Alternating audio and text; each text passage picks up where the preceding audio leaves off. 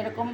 তখন তো আর অত জানতাম না, মানুষ তো প্রথম এসে সব কিছু সবটা জানে না যে কী হয়। আমি এই প্ল্যাটফর্মে প্রথম একটা আননোন জিনিস, তা আমি লোকেরটা যখন দিই, আমার দর্শকদেরকে দিই, তেমন আমারটাও একটু দেবেন রিচ ফলোয়ার্স, তাতে খুব ভালো হয়। আর ফলো করে দেবেন আমার এই চ্যানেলটা।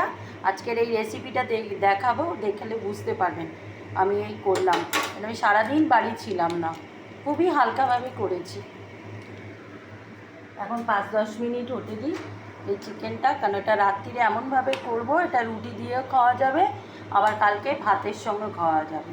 সব মশলাগুলিকে একসঙ্গে বললাম তো, ধনে, জিরে, গরম মশলা সব কিছু মাখিয়ে আমি আধা ঘন্টা মাখিয়ে, হলুদ, লঙ্কার গুঁড়ো, গরম মশলার গুঁড়ো, চিকেন মশলা, দই। আর আমি সোজা কথা, যখনই চিকেন করি না, এই যেরকম যখন দই দিই, আমি কিন্তু লঙ্কার গুঁড়োটা আগে দিই না, কারণ এর একটা সায়েন্টিফিক কারণ আছে। দই তো ল্যাকটিক টক জিনিস, দেখবেন ওর লঙ্কাটা লালচে ভাবটা করে দেয় বেশি। আমি এবার প্লেন জাস্ট লঙ্কা দিয়েছি, কাঁচা লঙ্কা, আর এমনি লঙ্কার গুঁড়ো খুব একটা দিইনি। কিন্তু আপনারা পারলে কাঁচা লঙ্কাও যদি না দিতে পারেন গরম বলে, তো কাশ্মীরি লঙ্কার গুঁড়োটা বেশি করে দেবেন, রঙটাও বেশ আসবে, ফ্লেভারও আসবে।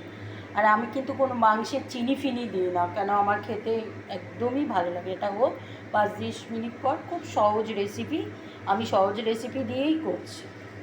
5 মিনিট পর আবার হয়ে যাবে।